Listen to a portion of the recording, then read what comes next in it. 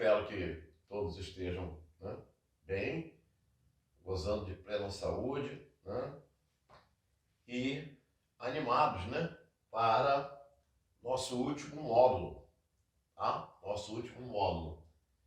Então, foco, né, vontade, determinação e vamos rumos ao nosso último módulo.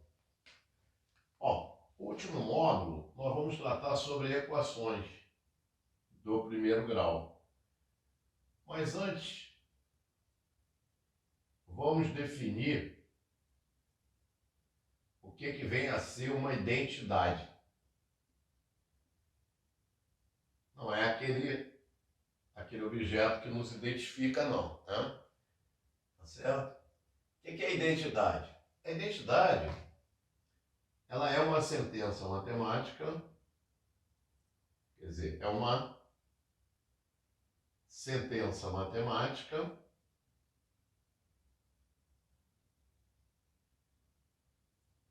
que se verifica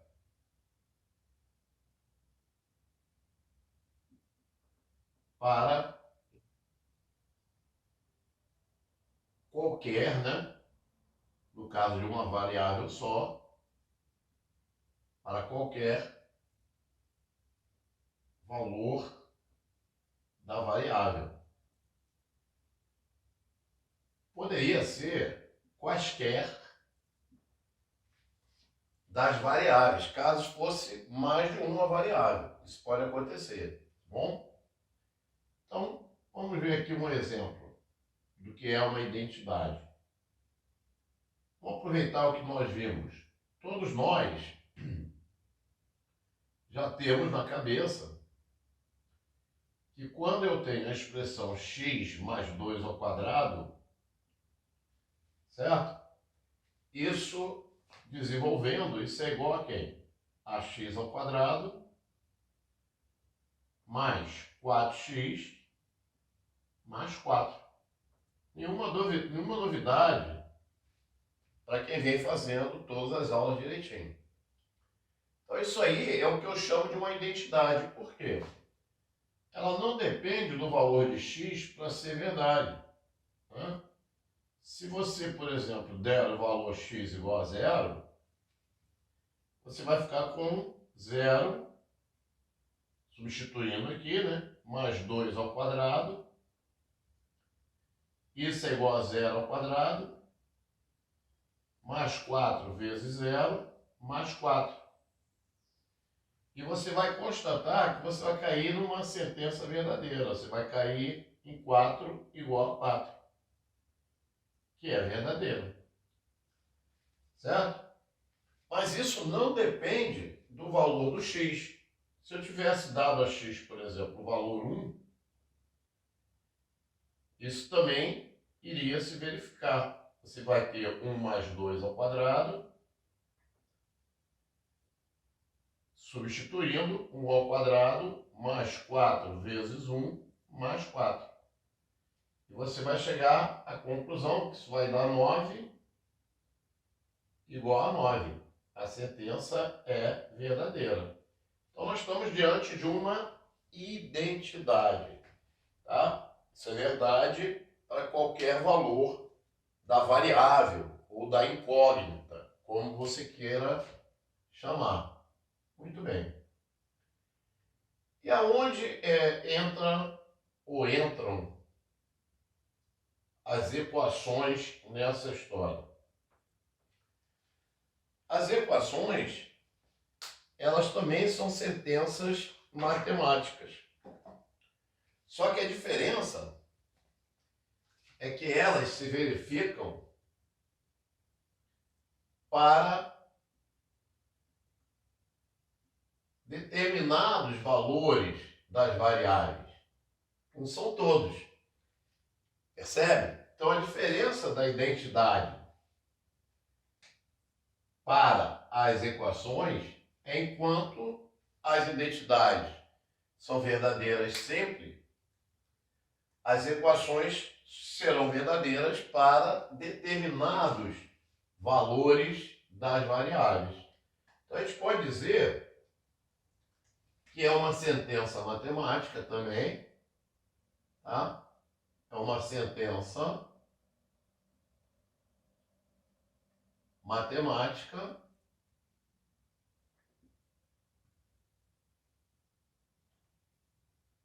pode escrever aqui a palavra matemática, uma sentença matemática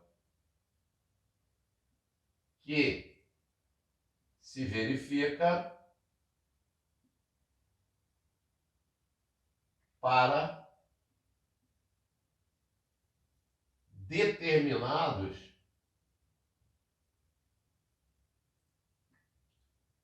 valores,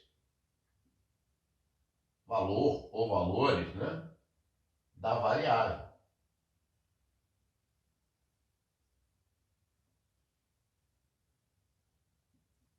No caso de ser uma ou mais. Pode acrescentar aqui, se quiser, uma sentença matemática, tá bom? Então, por exemplo, a diferença é gritante, né? Veja, quando você tem 3x mais 6 igual a 9, tá? Se eu atribuo para x o valor 0, como eu fiz no anterior, eu vou ter algo que vai ser falso. Porque eu vou ter 3 vezes 0 mais 6 igual a 9. Gente, da onde eu estou tirando esses valores? Da minha cabeça, eu estou exemplificando, né? Então aqui, ó, você vai cair em algo do tipo 6 igual a 9. Portanto, essa sentença matemática é uma sentença falsa para esse valor x igual a 0. Perfeito? No entanto, quando você atribui a x, a variável x ou a incógnita x, o valor 1, você fica com 3 vezes 1 mais 6 igual a 9. Então você tem 9 igual a 9. Portanto, você está com uma sentença que é o quê? Verdadeira. Tá? Ó, é claro que a equação ela pode ter uma solução, um valor que serve, 2 valores, 3, vários. Vai depender do grau da equação. Como nós estamos no capítulo da equação do primeiro grau, aqui eu só vou ter um valor, tá? Que serve como solução dessa equação. O valor que serve, que torna a sentença verdadeira, é a chamada raiz da equação. Então, essa equação tem para a raiz o valor x igual a quem? X igual a 1. Perfeito?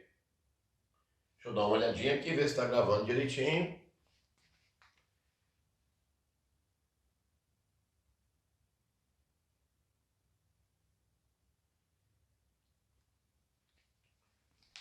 Bom, quando nós resolvemos uma equação, nós estamos interessados no valor de x que torna a sentença verdadeira. Tá? Deixa eu dar mais uma olhadinha aqui. Perfeito. Então, quando se resolve uma equação, nós estamos interessados em quem? No valor do x que torna essa sentença verdadeira. Ou seja, estamos interessados na raiz. Muito bem. A primeira coisa que nós vamos tirar, apagar da cabeça, é o seguinte, essa ideia, né? Que meteram na cabeça da gente, sem explicar, que um termo passa de um lado do outro da equação, trocando o sinal. E não explicam por quê, né? Então funciona como se fosse uma mágica. O elemento menos 6 sai daqui, passa para o outro lado, que é o segundo membro da equação, e muda de sinal. Olha, isso é um absurdo, né? Não cabe na cabeça de ninguém. Tá? Na verdade, o que é feito é o princípio da igualdade.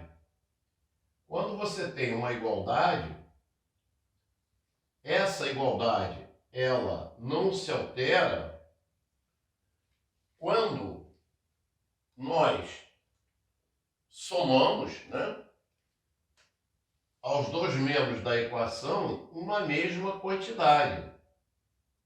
E a quantidade que nós vamos somar aqui é a quantidade 6. Por que a quantidade 6? Porque nós estamos querendo encontrar o valor de x. Para encontrar o valor de x, esse menos 6 ele precisa desaparecer, né? Ele precisa sair daí. E para ele desaparecer, você vai ter que somar com o simétrico dele. Por quê? Quando eu somo quantidades simétricas, o meu resultado é zero, né? Meu resultado é zero. Então, 3x mais aqui vai ficar zero, né? Porque são simétricos, dá zero. E aqui, ó, tá vendo o 6 que aparece aqui? Ele aparece por isso. Você vai ter 9 mais 6, 15. Não existe nenhuma mágica que ele pula daqui para lá e troca o sinal, não. Tem uma explicação, tá? É que na prática a gente faz isso. Quando a gente muda um termo de um lado para o outro, a gente troca o quê? O sinal. Mas tem uma explicação lógica. Nós trocamos por isso. A mesma coisa acontece aqui, ó. 3x mais 0 dá 3x igual a 15. Como você quer o valor de x, tá? Então, é ensinado assim, não, a gente passa para baixo dividindo. Tá? Tudo bem, na prática acontece isso, mas tem uma explicação. Por quê? Uma igualdade, ela não se altera quando eu divido os dois membros por uma mesma quantidade diferente de zero.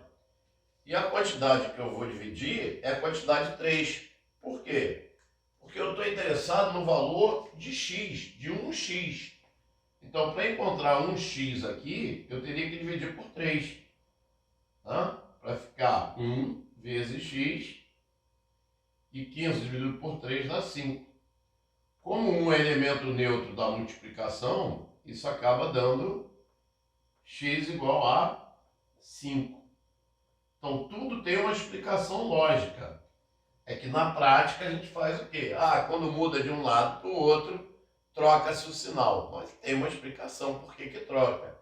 E quando eu estou multiplicando, eu passo para o outro lado dividindo. Mas por que eu troco? Porque eu posso dividir os dois lados pela mesma quantidade. Tá bom?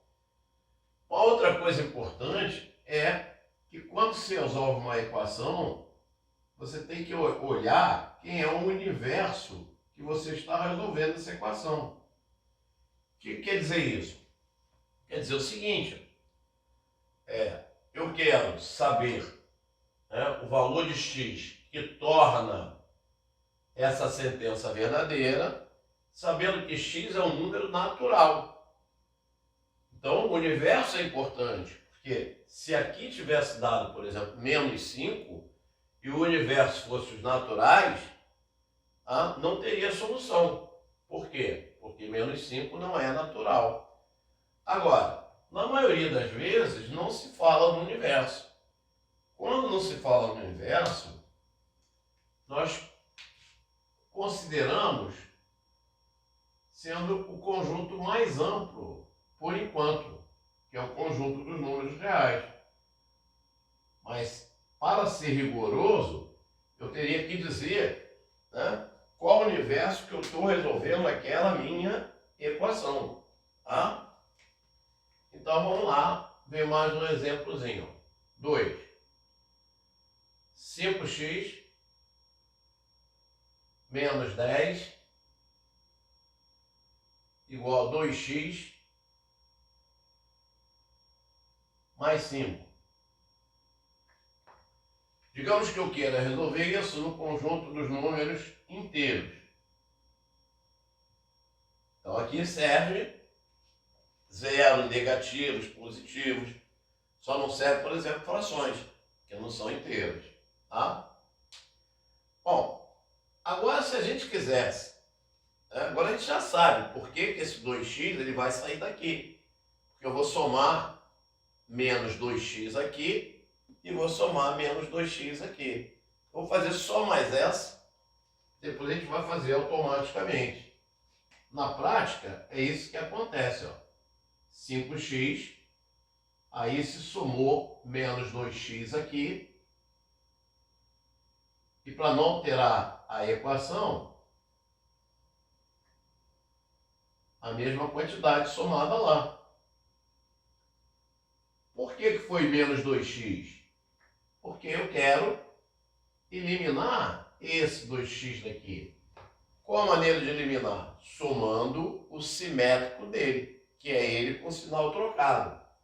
A mesma coisa acontece aqui, ó. Eu quero eliminar o 10. Eu tenho menos 10. Eu preciso eliminar o 10. O que eu faço? Somo 10 aqui, né? Para não alterar, eu tenho que somar 10 lá do outro lado também, para manter a igualdade.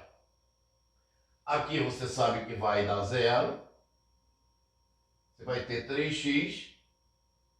Aqui você sabe que vai dar 0, igual a 15.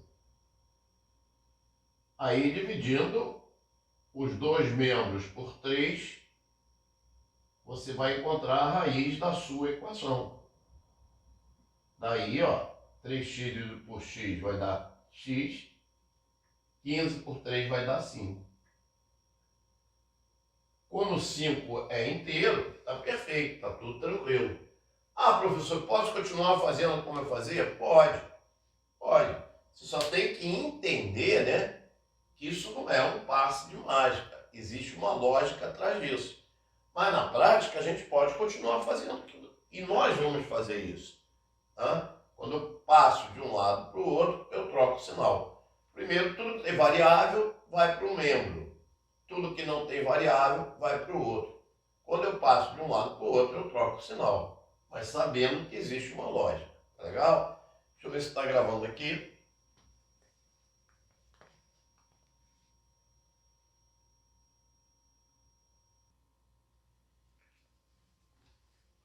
Bom, pessoal, nós temos 3 tipos de equações bem semelhantes, todas elas para serem resolvidas no universo do conjunto dos números inteiros. Mas essas equações vão esclarecer muitas coisas para a gente. Então, repara, aqui você tem o primeiro membro da equação, lado esquerdo, primeiro membro, segundo membro. Como você aprendeu, tudo que tem x, eu passo para um lado, então esse x vem para cá. Podemos dizer isso agora, mas sabendo por quê.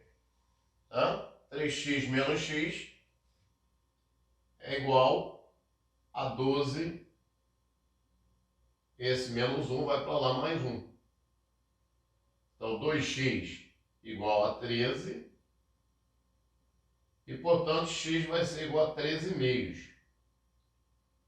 Olha, um aluno desatento, desavisado, ele poderia dizer que isso aqui é a raiz da equação.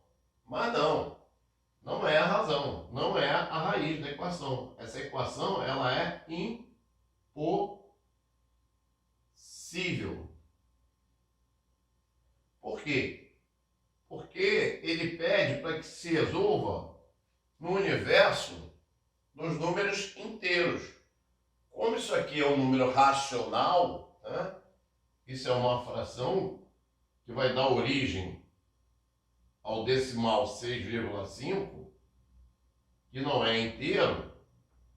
O que acontece? Essa equação, ela acaba não tendo o quê? Não tendo raiz. Tá? É comum também as respostas aparecerem em forma de conjunto de solução. Então, aqui poderia ser o conjunto de solução vazio. Tá? Cuidado, tá, gente? Ou também podemos representar dessa maneira. Tá? Nunca colocando esse símbolo, essa letra φ aqui dentro. Certo? Que aí complica, aí não é mais o conjunto vazio. Então, essa equação, ela deu impossível por quê? Devido ao meu universo ser inteiro, seu Z. Se meu universo fosse os reais, não teria problema nenhum. a solução estaria correta, tá? Teria solução. O problema é o universo que está sendo estipulado, certo? Vamos ao 4. Ó, o 4 você vai ter o seguinte, ó, 2x menos 2x é igual a 3 menos 5. Isso vai dar 0 igual a menos 2. Veja bem, isso aqui é falso. Logo, essa equação ela é impossível também. Só que ela é impossível, né? Ela é impossível por um motivo diferente dessa. Essa aqui foi impossível devido ao conjunto de solução. Tá? Essa aqui não. Essa é impossível independente de quem seja o conjunto de solução. Porque sempre você vai ter 0 igual a menos 2, que é um absurdo. Certo? Então aí nós temos uma impossibilidade. O conjunto de solução também é vazio. Entenderam direitinho? Muito bem. Agora a quinta, apesar do universo ser Z também, você vai ter algo diferente. Ó. Você vai ter 2x menos 2x igual a 4 menos 4. Ou seja, você vai ter 0 igual a 0. Vai dizer, pô, mano, mas isso não é verdade? Veja bem. Preste atenção no seguinte. Aqui, eu teria como se fosse 0x. 0x igual a 0. Daí, x seria o quê? 0 dividido por 0. Só que isso aqui não faz sentido, é indeterminado. Por quê? Não se divide por 0. Hã? Por quê? 0 é problemático na divisão. Porque se você for dividir por 0, alguém colocar 1, 1 vezes 0 vai dar 0. A outra fala, não, mas eu não quero 1, eu quero 2. 2 vezes 0 também é 0. Não, mas eu não quero 2, eu quero 3. Hã? Por isso é que essa equação é uma equação que indeterminada. Tá? Ela é diferente da equação impossível. A equação impossível, ela não tem solução. A equação indeterminada, ela apresenta uma infinidade de soluções. Você não consegue precisar qual é a solução. É uma infinidade de soluções. Você não sabe dizer qual é a solução correta. Certo? Muito bem. Agora, vejamos uma situação que nós temos muitas dúvidas, fazemos confusões. Veja bem, eu já comentei isso com vocês em outras ocasiões. Quando eu tenho x menos 2 sobre 3, menos x mais 4 sobre 2, mais 5 igual a x, tá? Deixa eu ver se está gravando direitinho. Eu vou eliminar os denominadores. Tá?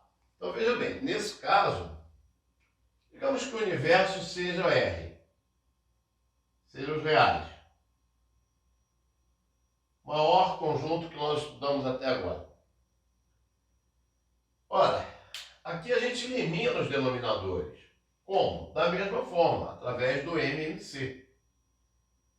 Só que nós não estamos somando frações. Nós estamos com uma equação. Então aí nós vamos eliminar os denominadores. Que é o mínimo entre 3, 2, 1 e 1. É 6. Então 6 dividido por 3 dá 2. 6 por 2 dá 3. 6 dividido por 1 dá 6. 6 por 1 dá 6. Então aqui não existe necessidade nenhuma de manter o denominador. Diferente de quando a gente está somando frações. Aí nós estamos reduzindo ao mesmo denominador. Aqui não. Aqui nós estamos eliminando os denominadores. 6 vezes 5, 30 e 6x. Tá? E agora você resolve normalmente. Isso vai dar 2x menos 4 menos 3x menos 12. Ó, a distributividade, cuidado com os sinais. Mais 30 igual a 6x. Ó, isso vai dar 2x menos 3x. Esse 6x vem para cá, dá menos 6x. Eu costumo ir riscando para não me perder. É um hábito que eu tenho, tá? Aqui eu já posso fazer, ó, menos 4 menos 16 com mais 30. Vai dar 14. Vou passar para o outro lado, menos 14. Tá? Isso vai me dar 2x menos 9x. Menos 7x igual a menos 14. Como uma equação não se altera quando eu multiplico os dois lados por uma mesma quantidade, normalmente, quando esse coeficiente aqui é negativo, a gente multiplica por menos 1. Que, em outras palavras, significa dizer trocar os sinais. Então, a gente vai trocar o sinal desse termo, 7x, trocar o sinal desse termo, 14. Ah, mas eu não faço assim, não tem problema. Se você quiser dividir por menos 7, menos por menos, vai dar positivo, não tem problema. 7x igual a 14, portanto, x vai ser igual a quem? X vai ser igual a 2. Então, toma cuidado, porque nas equações a gente elimina denominadores. A gente não reduz ao mesmo denominador. Nós eliminamos os denominadores, tá? Um outro detalhe é o seguinte: apesar desta equação apresentar denominadores, ela não é uma equação fracionária, ela é uma equação inteira. Tá? Já já a gente vai falar o que é uma equação fracionária. Essa é uma equação inteira. Ah, mas ela não tem fração? Tem, sem problema nenhum, mas ela é inteira. Tá? As equações fracionárias é uma outra coisa que a gente vai ver já já. Pessoal, espero que vocês tenham entendido tudo direitinho. Essa é a nossa primeira aula do último módulo. Tá? Mantenham sempre o foco, né? O desejo de aprender lá em cima e façam bastante exercícios, tá bom? Um abraço, até o nosso próximo encontro.